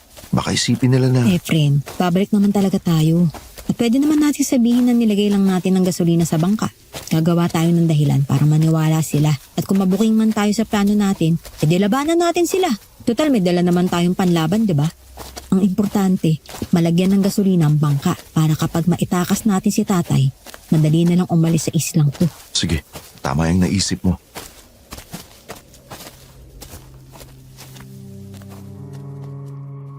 Habang naglalakad kami noon, patingin-tingin ako sa paligid dahil baka bigla na lang sumulpot ang mag-amang aswang. Pero wala naman akong naramdamang kakaiba hanggang sa makarating kami sa baybayin. Tansya ko mga kalahating minuto rin ang nilakad namin mula sa kagubatan. Nakahinga kami ng maluwag nang makita namin ang bangka. Buti na lang talaga hindi naisipan ng mga aswang na ipaano dito. Kahit naman pala mga halimaw sila, may kahinaan din ang utak. Paglapit namin, agad inilagay ni Efren ang gasolina sa makina habang ako naman ay tumingin sa maliit na kompartamento. Doon ko nakita ang panang ginagamit namin sa pangingisda.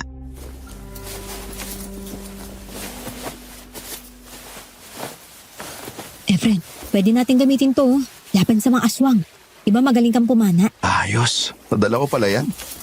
Oh, eto. Ano? Okay na ba? Nilagay mo na ba lahat ng gasolina sa makina? Oo, ayos na. Mga walang hiya. Akala ninyo makaka-express lang ito. Niloloko nyo kami. Akala nyo hindi namin malalaman na pinasok nyo ang bihag namin. Mga bobo, nag-iwo pa talaga kayo ng bakas ng amoy ninyo. Wala kayong takas mga angal. Tapos na ang laro.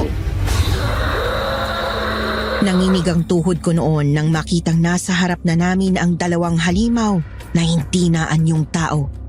Iba pala kapag nakita mo na mismo sa harapan ang tunay nilang anyo. Nakapwesto na si Efren noon. Nakataas ang armas na kung tawagin sa Ingles ay spear gun. Handa na siyang pumana. Kita ko ang nangitim at nagbibitak-bitak na balat ni Lolo Magnus na parang tuyong kahoy na malapit nang mabulok. Si Manong Lucio naman, naging itim ang balat. Humaba ang tenga, namula ang mga mata at lumabas ang pangil. Pero sa oras na yon, desidido kaming lumaban. Talagang tapos na. At sino naman ang sabi sa inyo na aalis kami? Hindi kami aalis dito hanggat hindi namin kasama ang tatay ko. Tatay, ano sinasabi mo? Kinulong niyo ang tatay ko. Sinaktan at binihag niyo siya. Kaya magbabayad kayo. Ganun ba? Napakaliit talaga ng mundo. Pues magsama-sama kayo ng tatay mo sa impyerno. Aba, sugurin na natin sila. Hindi pa nakakaabot sa kalahati ang layo ni Lolo Magnus nang pinakawalan ni Efren ang pana mula sa spear gun. Tumama yon sa gitna ng dibdib ng matanda at nakita ko ang pagbaon ng bakal at tumagos pa yon hanggang sa likuran. Napaatras si Magnus na parang hinihila ng hangin ng kaluluwa niya. Napahawak siya sa dibdib, saka bumagsak at sumigaw.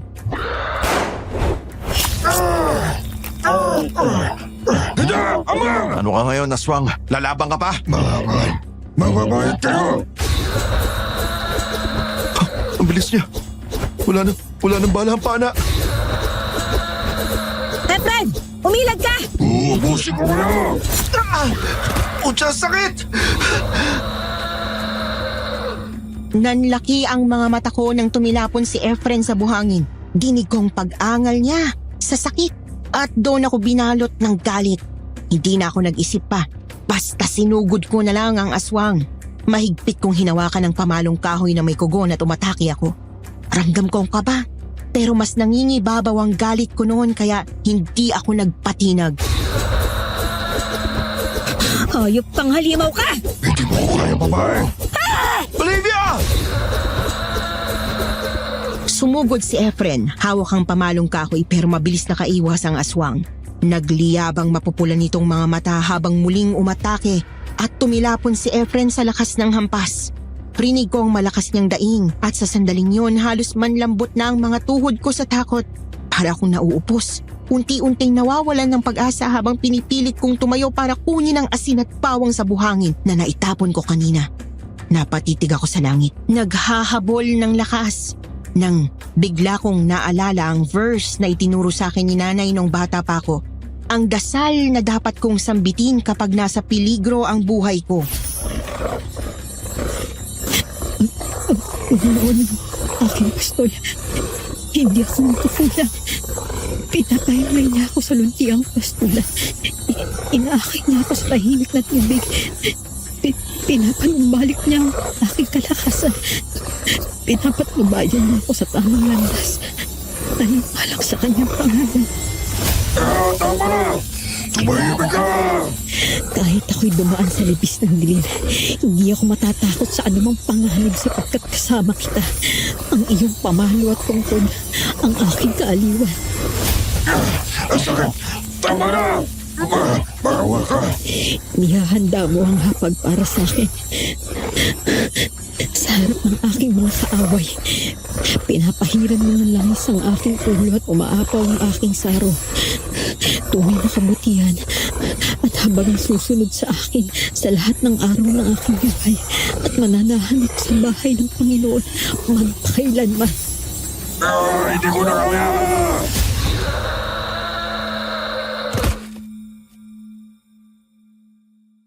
Nanginginig ang boses ko habang inuusal ko ang salita ng Diyos sa mga oras na yon. Habang sinasabuyan ko siya ng asin at pawang.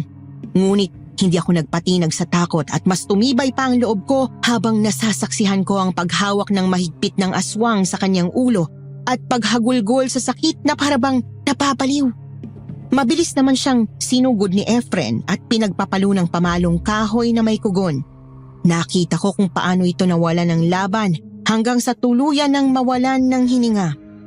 Nagtagumpay nga kami pareho sa pagpatay sa dalawang aswang at agad akong lumapit kay Efren at niyakap siya.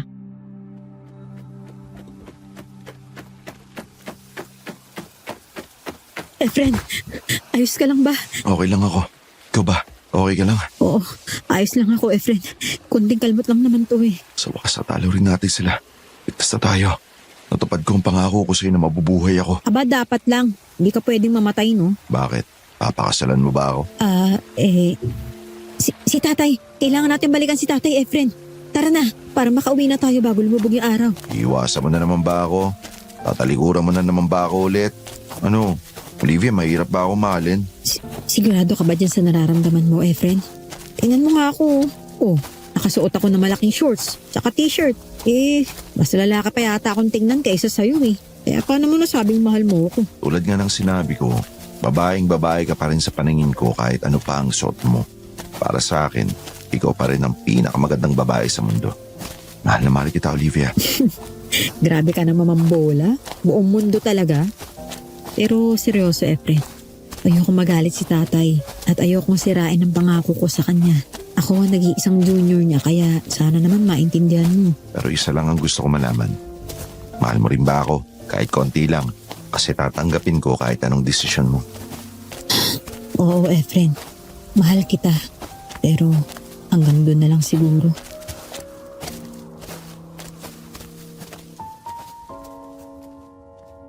Ang bigat sa loob ko dahil kahit gustuhin ko mang ibigay sa kanya ang gusto niya, mas nangingibabaw pa rin sa akin ang pangako ko sa tatay ko. Ginawa ko ang pangakong yun nang sabihin sa akin ni tatay na gusto niyang magkaanak ng lalaki. Gusto ko kasing tuparin ang pangarap nila ni nanay, kaya ganoon ang nasa isip ko noon.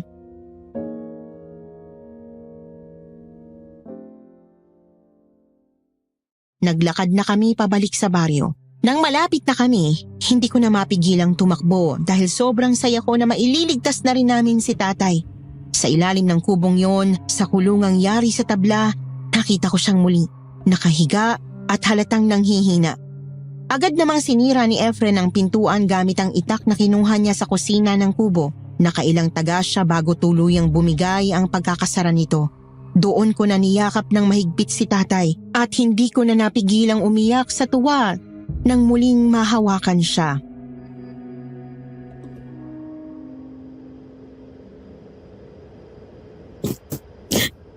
Tay, ligtas ka na, tay. Wala na mga halimaw. Makakauwi na tayo sa bahay natin. Anong nangyayari? Anong ibig niyong sabihin na wala na sila? Sinasabi ko sa inyo, delikado kayo rito. Pinatay na namin sila, tay. Wala ka na dapat ipag-alala. Nagawa niyo yon, anak. Oo naman, tay. Kami pa ba? Tsaka nangako kami sa'yo, di ba? Nababalikan ka namin dito. At ngayon nandito na kami.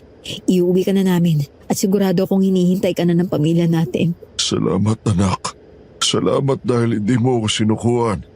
Salamat din sa'yo, Efren. Dahil hindi mo pinabayaan ang anak ko. Walang anuman po yun, Mang Danilo. Oli, mabuti pa umalis na tayo para di tayo abutan ng gabi sa dagat. Sige, sige. Tulungan mo ko alalahin si tatay.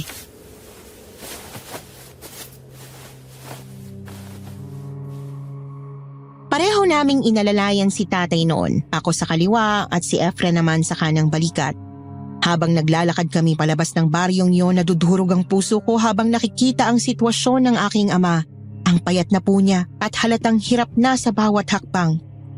Pagkarating namin sa baybayin, nakita namin ang bangkay ng 2 aswang at nilagpasan lang namin yon. Kita ko ang paglaki ng mga mata ni tatay, ngunit hirap na rin siyang magsalita noon hanggang sa makasakay na kami sa bangka.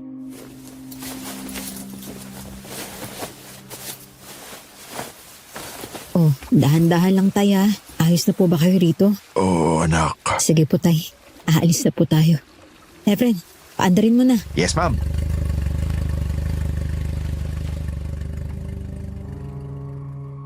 Nakangiti lang ako sa sinabi ni Efren. Ewan ko ba, Miss Anne? Kahit sinabi ko na hindi ko siya kayang piliin, hindi pa rin naging malamig ang pakikitungo niya sa akin. Siguro nga sapat na sa kanya na marinig na mahal ko rin siya. Ngunit habang nakatingin ako sa kanya, ramdam ko ang lungkot na dumudurog sa puso ko. Naguguluhan talaga ako noon dahil aminin ko man o hindi, gusto kong mahalin siya ng walang hadlang. Pero may pangako ako kay tatay at alam ko kahit gaano kasakit, hindi ko siya maaaring takasan para lang sundin ang nararamdaman ko. Habang iniisip ko yon, hindi ko na malayang nakatulog na pala ako. Siguro dahil na rin sa pagod sa lahat ng nangyari. Nagising na lang ako nang tinapik ni Efren ang balikat ko.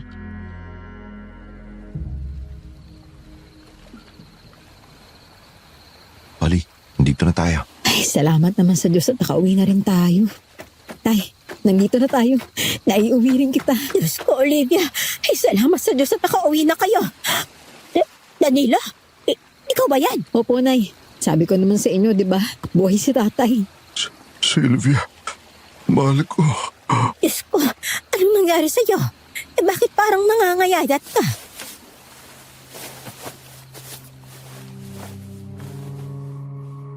Hindi na nakatiis si nanay. Niyakap niya si tatay ng mahigpit at hinawakan ng magkabilang pisngi. Umiiyak habang tinititigan ang nangayayat na itsura ng kanyang kabiyak. Habang naglalakad kaming pauwi, ramdam ko ang mga matang nakasunod sa amin at narinig ko ang mga pabulong na usapan. Akala nila patay na si tatay kaya hindi na ako nagulat sa mga naging reaksyon nila. Bukod pa ron, siguro nagulat din sila sa naging itsura ng tatay ko. Pagkarating namin sa bahay, agad naming hiniga si tatay sa kama. Doon na kami tinanong ni nanay kung saan namin nakita si tatay, kung ano ba ang nangyari sa kanya, at kung bakit ganoon na lang kapayat ang itsura niya. Hindi ko alam kung paano siyang sasagutin dahil hanggat maaari sana, ayokong malaman niyang mga aswang ang kumuha kay tatay. Noon, ang alam ko lang ay kinulong siya at hindi pinakain ng ilang araw.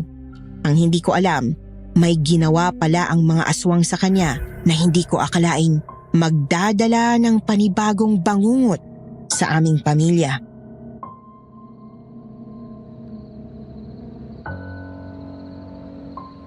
Olivia, ang tatay mo. Diyos ko, anong nangyayari sa'yo, Danilo?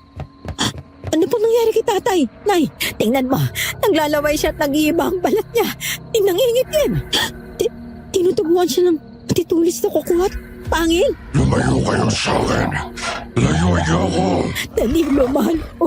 Ano bang nangyayari sa iyo?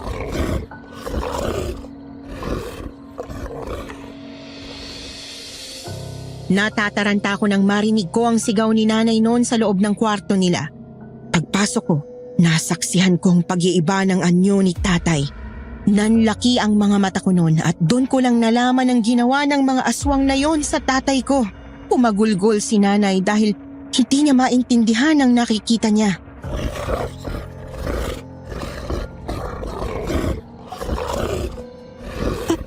Aswang katay? Sinabi na lumayo kayo sa akin.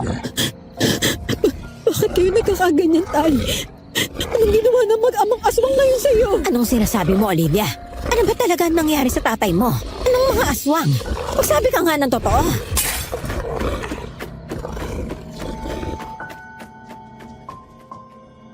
Sa isang iglap, tumalon si tatay sa bintana.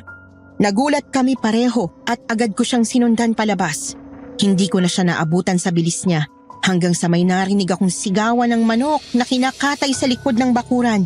Agad akong tumakbo papunta doon at doon ko nasaksihan kung paanong nilamon ng tatay ko ang dalawang manok habang duguan ng kanyang bibig.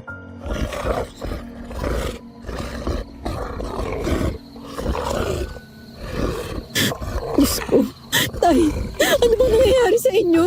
Patawarin mo ako, anak. Patawarin mo ako. Umalis ka na. Nakikiusap ako. Hindi, tay. Hindi ko po kayo iiwan dito. Olivia, anong? Naging aswang si tatay, Efren. Ginawa nilang aswang si tatay. Napakawalang hiya talaga ng manggabang yun. Kawawa naman si Mang Danilo. Umalis na kayo. Iwan niyo na ako rito. Nakikiusap ako. Ayoko makita niyo kung ganito. Ayoko makasakit pa sa inyo. Danilo, mahal ko. Pinuntahan ko na si Padre Alonso. Tutulungan niya tayong palayasin ng masamang elementong sumanib sa iyo. Nay, hindi po sinasaniban si tatay. Aswang na po siya. Ano? Bakit naging aswang ang tatay mo? Ano man nangyari sa kanya, Olivia? Sabihin mo nga ang totoo. Efren, magsalita ka. Binihag po siya ng mag-amang aswang sa isang isla kung saan naanod ang bangka namin, Efren. Kami sana yung susunod nilang bibiktimahin eh. Buti na lang, nalaman namin agad ang plano nila. Kaya nakatakas po kami. Pero hindi ko po alam na ginawa na pala nilang aswang si tatay. Diyos ko, ito na nga bang sinasabi ko eh. Bakit inilihim niyo pa sa akin ito? Huwag mo silang sisihin, Sylvia. Ako ang may kasalanan ng lahat. Tinanggap ko ang swerte. Nakipagsundo ako sa mag-amang aswang kapalit ng maraming huli. Ano? Makipagkasundo ka sa mga aswang, Danilo? Naging desperado ako, Sylvia. Naging desperado akong makahuli ng maraming isda noon para may maiuwi sa inyo. Pero hindi ko naman alam na aswang pala magkamang yun. Naloko lang din ako ng mga walang awang nilalang na yon. Kaya pala noong nakaraan, marami kang huling isda. Dahil pala nakipagkasundo ka sa mga aswang na yon. Kaya pala noong pinigilan kita, ayaw mo magpapigil na umalis. Dahil nakipagkasundo ka pala sa kanila. Hindi ko sinasadya. Hindi ko ginusto ang nangyari, Sylvia. Tay, tama na. Patay naman na yung mag-amang aswang na yun eh. Saka hindi naman ginusto ni tatay yung nangyari. At kita nyo naman kung gaano siya nahihirapan sa sitwasyon na ngayon. Kailangan niya ngayon ay tulong, hindi sermon. Wala na kayong magagawa pa para tulungan ako. Sus Mario, Sir, bukas ng bere na santo. Nakakasiguro ako mas lumalakas siya at mas lumalala ang gutom niya sa araw na yon. Ay Diyos ko, hindi ko na alam ang gagawin sa tatay mo. Bakit hindi na lang natin subukan ng exorcism, Aling Sylvia? Total, nilapitan niyo na po si Padre Alonso. Baka po sakaling mawala ang dugong aswang sa loob ni Mang Danilo. Di ba, demonyo din po yung may gawa niyan? Kapo ng demonyo ang mga aswang. Sa tingin mo gagaling si tatay Efren? Sa tingin mo ba babalik siya sa pagiging tao? Wala naman sigurong mawawala kung susubukan natin, di ba? Kung ganon, gawin na natin. Danilo, sumama ka sa amin. Tutulungan ka namin maibalik sa dati. Patayin niyo na lang ako. Patayin niyo ako. Tay, magtiwala ka. Gagaling ka rin. Ha? Babalik ka sa pagiging tao. Mang Danilo, okay lang po ba na talian kita? Gawin mo na, Efren. Ayoko makasakit pa sa inyo. Ubusin niyo na po ang lahat ng manok sa kulungan, Mang Danilo. Para po mabusog kayo. Mapawi po yung gutom niyo.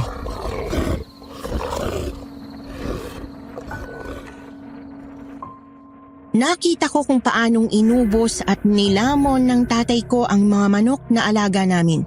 Pero mas okay na rin yon kesa masaktan niya kami dahil sa gutom. Halos hindi ako makahinga sa sikip ng dibdib ko habang nakikita ko ang sitwasyon niya noon. Ang sakit isipin na pagkatapos ng sakripisyo ko para maiuwi siya, ganun lang din ang nangyari sa kanya. Unti-unti ko namang nakikita ang pagkawala ng pangil niya at pagbabalik niya sa anyong tao. Siguro ay naibsan na ang gutom niya matapos niyang ubusin ang 6 na manok na alaga namin.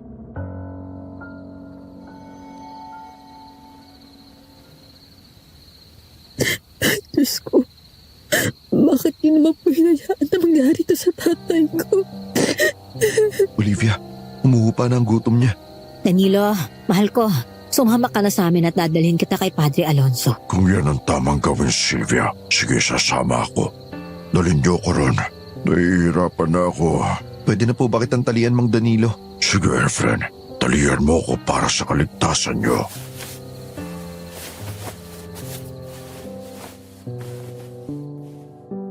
Mabilis na tinalian ni Efren ang buong kamay ni tatay. Nilibot niya ang lubid sa katawan niya. Mabuti na lang talaga, medyo may kalayuan ng mga kapitbahay namin dahil kung hindi, baka sinugod na nila si tatay kapag nakita nila ang itsura niya kanina. Mabuti na lang din at bumalik na siya sa dating itsura, kaya hindi naging mahirap sa amin na isama siya sa bahay ni Padre Alonso. Pagdating namin sa harap ng bahay ni Padre Alonso, biglang napahinto si tatay na parabang natatakot siya. Kaya napatigil din kami at napatingin sa kanya.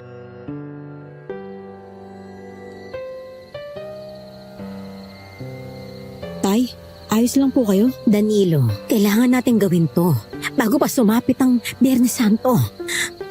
Natatakot ako sa pwedeng mangyari sa'yo bukas. Baka mapatay mo pa kaming pamilya mo o di kaya mapatay ka ng buong baryo. Tama ka, Sylvia. Sige na, gawin niyo ang tama. Salamat, Danilo. Alam ko rin nahihirapan ka na. Padre Alonso, si Silvia ito. Nandito na ho kami. Oh, Sylvia, halika. Pumasok kayo sa loob. Salamat po, Padre. Siya pa ang asawa mo. Opo, Padre. Tulungan niyo po kami. Hindi po namin alam kung anong gagawin sa kanya. Bakit siya nakatali? May masamang espiritu talaga sumapi sa kanya. Hindi po, Padre. Hindi po siya sinasaniban. Naging aswang po siya. Yesu Cristo, ibang kaso ito. Anak, ang eksorsisyo ay para lamang sa sinasaniban ng demonyo. Hindi siya taong naging aswang na. Pero Padre, wala na po kami ibang paraan. Baka po mapatay niya yung pamilya niya bukas pag sumapit ang Biyernes Santo. Hindi lang kami ang mapapatay niya. Posible rin madamay ang buong baryo. Anak, delikado pa rin ang naiisip niyong gawin. Kapag ang taong hindi sinasaniban ay in-exorcise, maaari niyang ikamatay. Hindi ito basta pagtaboy sa espiritu. Pinapaklas mo ang ugnayan ng laman at ng sumpa. Padre, kung ikamamatay ko man yan, handang-handa ako. Mas pipiliin ko nang ako ang mamatay kaysa masaktan ko ang pamilya ko. Danilo, huwag kang magsalita ng ganyan. Tay, mabubuhay ka. Magtiwala ka lang sa amin. Babalik ka sa pagiging tao, ha? Hindi ka mamamatay. Kung ipipilit nyo, sumama kayo sa akin sa simbahan. Kailangan nyo talagang maging matutak. Tagan nyo ang pananampalataya nyo. Dahil hindi madali ang gagawin natin mamaya.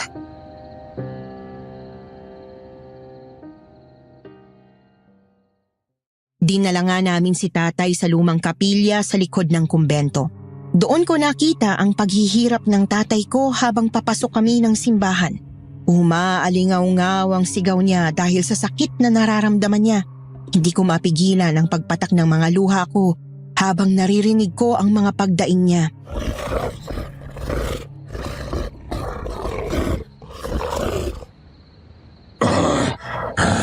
Hindi ko na kaya.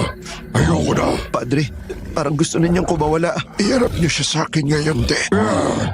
Ang sakit! Ang sakit! Tay, labanan niyo po ang demonyo, Tay. Tay, lumaban po kayo. Huwag kayong lalapit. Lumayo kayo. In nomine Patris et Filii et Spiritus Sancti. Itigil niyo. Tama na. Tama na. Nasasaktan ako. Exorciso te. Omnis immundus spiritus. Padre, tama na. Tama na po. Ay, Diyos ko. Libera hoc fabulum tuum, Domine. Ayoko na. Tumigil na kayo. Padre, si tatay. Tatagan niyo ang pananampalataya niyo. Hindi ako pwedeng tumigil. Kapag huminto ako, mas lalo siyang lalabunin ng sumpa. Masakit! Masakit! Hindi ko na kaya. Umalis ka na sa katawan ko! Lumayas ka sa katawan ng tatay ko, demonyo. Isanin mo ang katawan niya. Bumalik ka na sa impyerno. Mula sa ulo niya, may umuusbong na anino. Maitim, para itong makapal na usok na nakalutang sa ibabaw ng ulo ng tatay ko habang nakakapit siya sa ulo na para bang nababaliw na sa sakit. Ano yan? Diyos ko, ano yan? Aswang yan. Yun yung laman niya. Hexinong!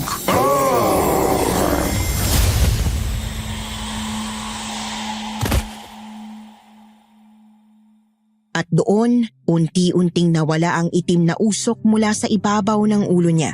Kasabay nito ang pagbagsak ni tatay sa sahig at buti na lang nasalo siya agad ni Efren. Agad namang kaming lumapit ni nanay para yakapin siya.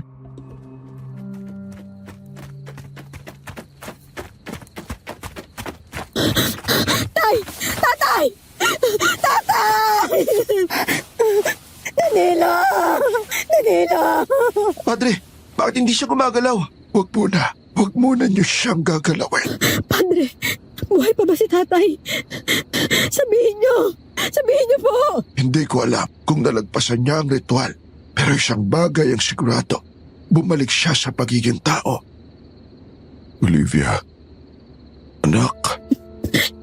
Tay! Buhay ka, tay! Salamat sa Diyos, buhay ka! Diyos ko, salamat naman at nagising ka, Danilo.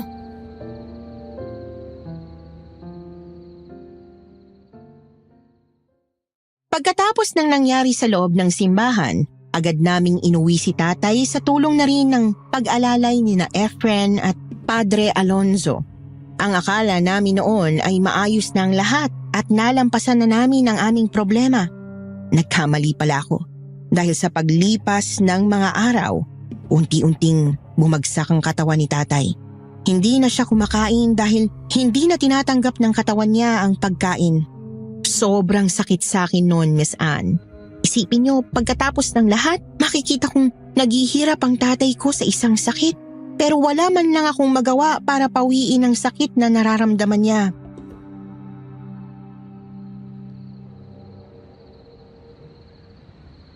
Anak, Tana, huwag kang umiyak. Ayoko umiiyak ka. Mas lalo ako nahihirapan. Tay, lumaban po kayo. Umaasa po ako na babalik tayo sa dati, tay.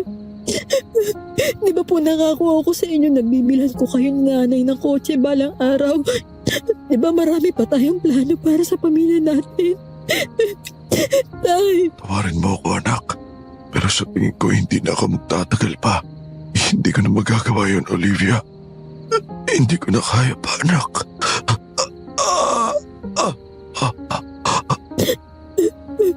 talaga bang pagod na po kayo? Tay, Oo, anak.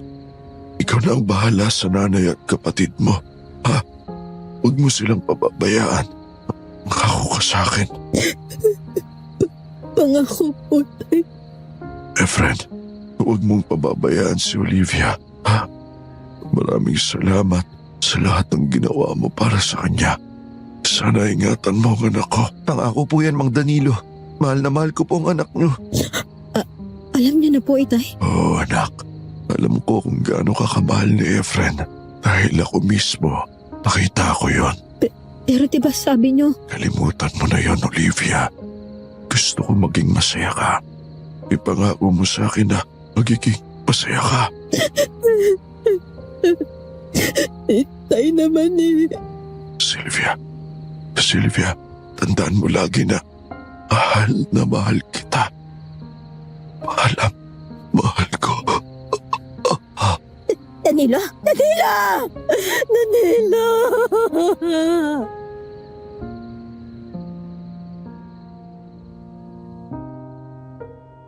Sobrang sakit po para sa akin ang pangyayaring yon, Miss Anne. Sa totoo lang, habang nagsusulat ako ngayon, hindi ko pa rin mapigilang umiyak. Nasasaktan pa rin ako sa tuwing naaalala ko ang araw kung kailan tuluyan ang kinuha ng Diyos sa ang tatay ko. Pero sa kabila ng sakit, natutunan kong tanggapin yon dahil sa harapan ko mismo nawalan ng hininga ang tatay ko.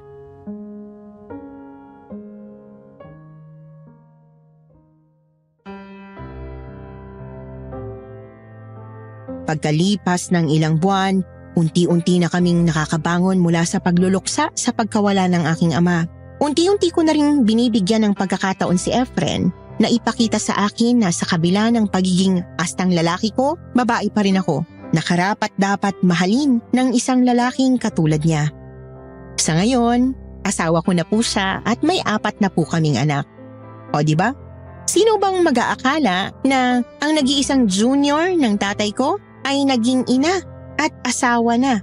Si nanay naman ay sumunod kay tatay makalipas ang 2 taon dahil sa sakit sa puso.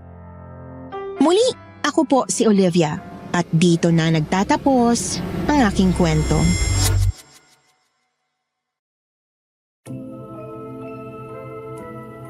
Minsan, mas masakit talaga ang biglaang pagkawala ng walang paalam kesa sa paalam na may huling salita. Ganoon din naman sa buhay. Minsan, para makapag-move on, naghahanap tayo ng closure. May mga tanong na kailangan pa ng kasagutan. Kaya hindi ko rin masisisi si Olivia sa ginawa niyang paghahanap sa tatay niya. Sa totoo lang, nanlambot talaga ang puso ko habang binabasa ang kwentong ito dahil makikita mo talaga ang pagmamahal ng isang anak sa kanyang ama na kahit sarili niyang kaligayahan, handa niyang talikuran para lang sa tatay niya. Mahal naming listeners, kailangan talaga na sa lahat ng pagkakataon maging matatag tayo dahil sa buhay, hindi nawawala ang pagsubok, sakit at pagkawala sa trabaho man, friendship, relationship o pamilya. Pero kung magpapatalo tayo sa emosyon natin, minsan ito pa ang magiging kahinaan natin at magpapahamak sa atin.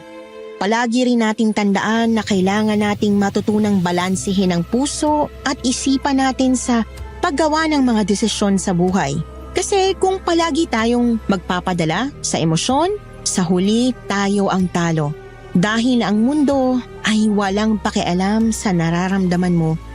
Ang mahalaga sa huli, kaya mong tanggapin at magpatuloy anuman ang pagsubok na dumating sa'yo. Dahil hanggat nabubuhay ka, hindi pa nagtatapos ang iyong kwento. Ako po si Miss Anne, ang inyong lingkod. Hanggang sa muli at ingat po kayong lahat.